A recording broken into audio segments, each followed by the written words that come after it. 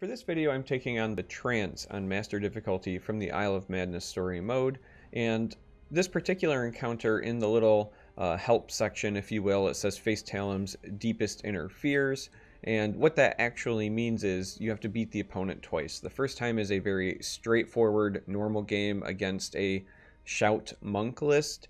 However, when you reduce the enemy to 0 health, they essentially respawn at 30 health with the exact same board state as what you have in the exact same deck as what you have. So you have to win the game twice and kind of account for your opponent potentially getting an advantageous state against you. So to beat this encounter, I used just Slay Warrior that you would use on the ladder.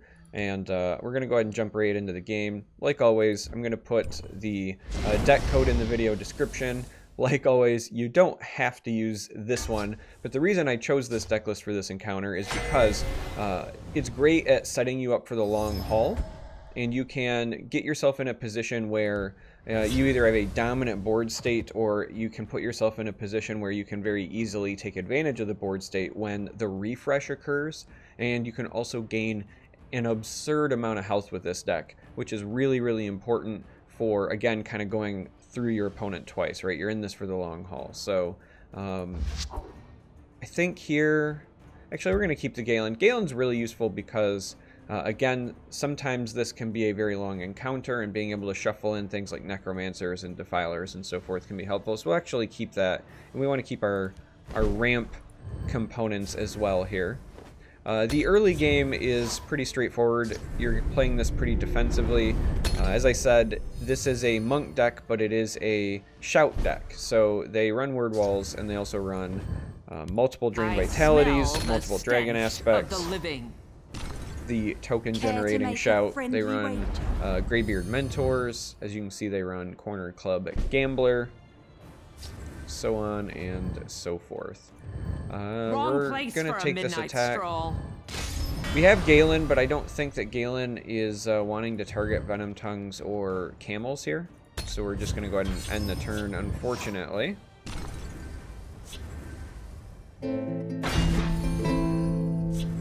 And Drain comes down. So this did not level up Drain. It's possible it leveled up something else, maybe a Dragon Aspect, something like that, but a few drinks, not necessarily a big deal.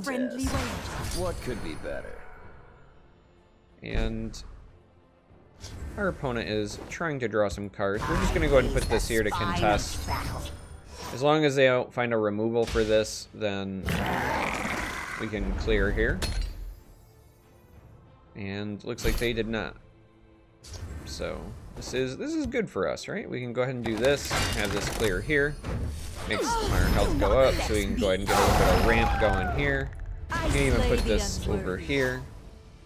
And again, early on, you're really just trying to set yourself up to be in a very good, very advantageous position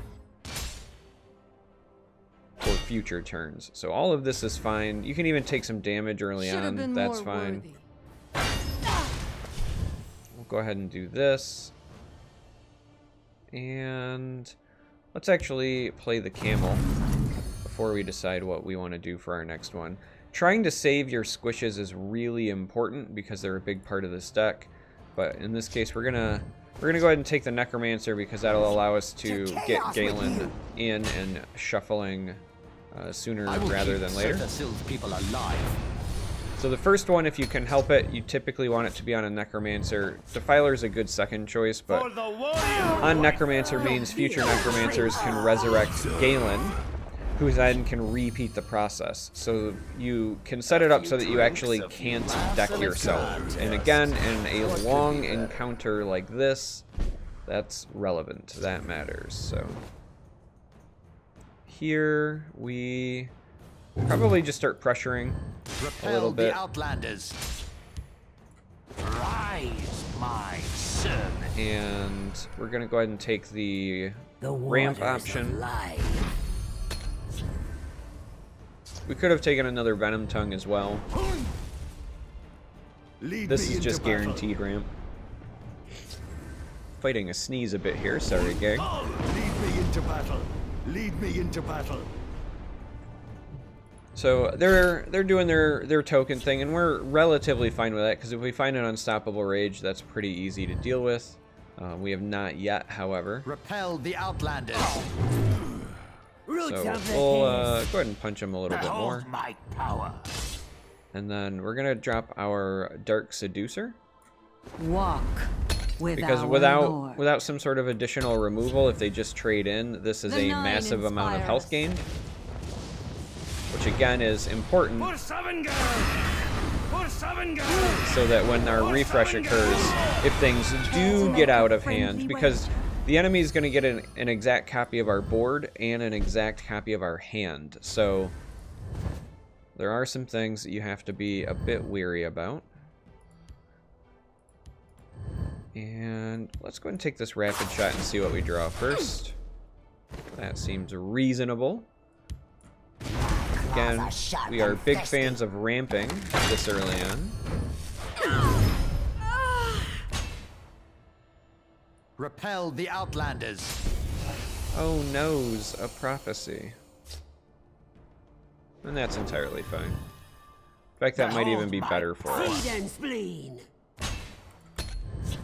We want them to gain a little bit of health so that we can improve upon our board position by actually weakening our board position, as weird as that sounds.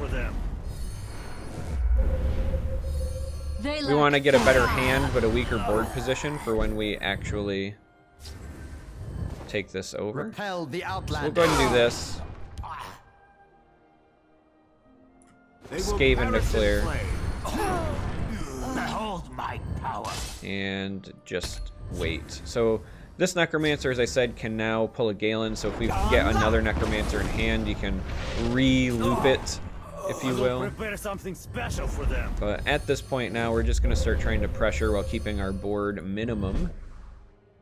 And that'll make the transition significantly easier. I'll kill you where you stand. Necromancer plus Squish plus Defiler, like all of this is good. The only other piece that we would ideally like to have before the flip would be something like an Unstoppable Rage in hand. Alright, so there is our third Drain Vitality. So we don't have to worry too much about it. You have met your end. We're gonna just go ahead and drop this because this will hopefully rally up.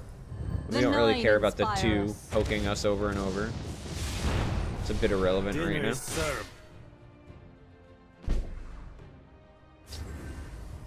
Night Shadow is an acceptable pickup. And we're actually happy that landed there. We'll go ahead and actually develop this. This is still reasonable for when the transition occurs. They lack faith. Dinner is served. Unfortunately, these Ebonhearts are being just annoying enough. Interesting. Very, very interesting. I think here we want the sword because it's an activator. Atronaut can be brought back by a Defiler, so we're fine with that. I'll have this take this out just so that they are not gaining health any longer. Should have been more words. And again, catch some very nice rallies. Dinner is served. And they keep stalling, and that's fine. This is a bit of the tedious part of the encounter, but if you're playing it safe, Should have been more words. it's fine. Again, this Necromancer can shuffle in more Necromancers at this point, and I think that's reasonable. But we want to do it on this side, I think. So let's go ahead and do this. My servant. So that we can speed up the clock a bit. So we want to grab Galen. I will keep Sotha Sill's people alive. Get another round of Necromancers just to be safe.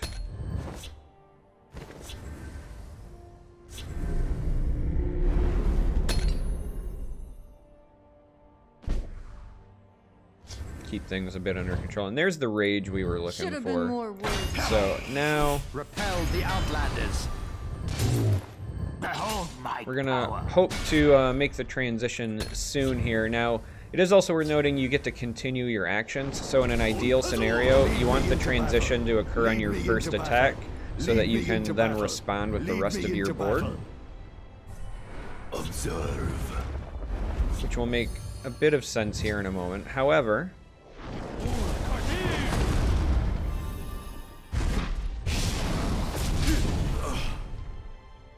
we're not going to have that opportunity. So instead, what we are going to do here is Repel the just outlanders. make the transition now. But again, because of the rage in hand, this is going to be far more manageable. So they mimic our board state. They mimic us in Magicka. They're going to have the exact same hand. Everything gets charged, but again, we're going to have technically like first response, if you will. They also get any summon effects. So they're going to shuffle in with Galen. They're going to get this camel trigger. Everything that you would expect. But because we get first dibs, if you will, we can go ahead and just rage here, which will full clear this lane and give us a significant amount of health.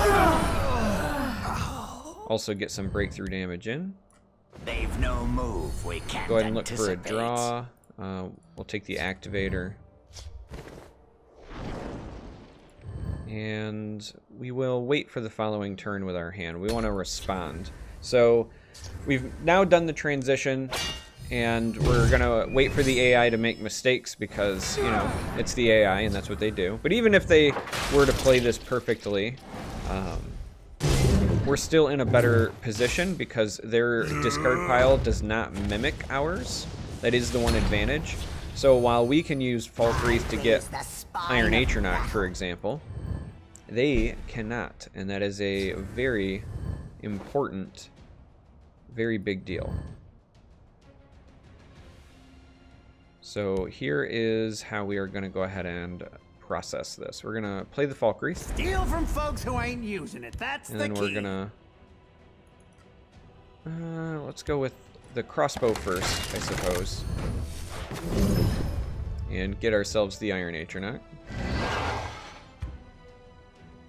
And then let's go ahead and get a sword going. Trade this in here.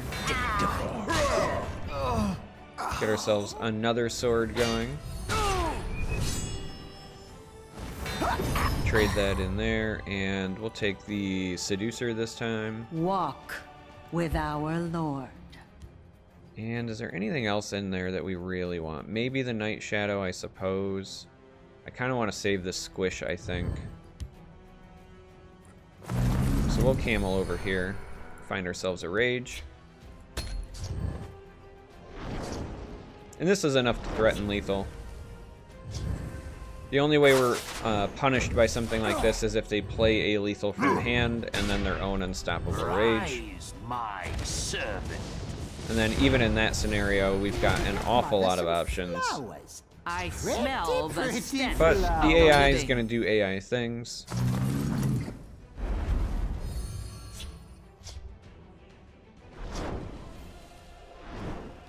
I smell the stench of the living. And that's going to be it. So here this is 9 and 8. So an Unstoppable Rage will be enough to secure it by itself if we wanted, because we can do something like squish the Wimpy over here.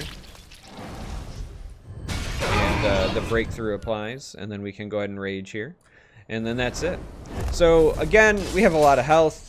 We survived the transition. This is why I did the Rage Warrior for this particular battle. It's just really good at outvaluing the AI. It helps a lot that the AI doesn't know what to do with your deck once you give it to them, but you can still plan around it, mitigate it. It's a bit tedious in the middle, but that's okay.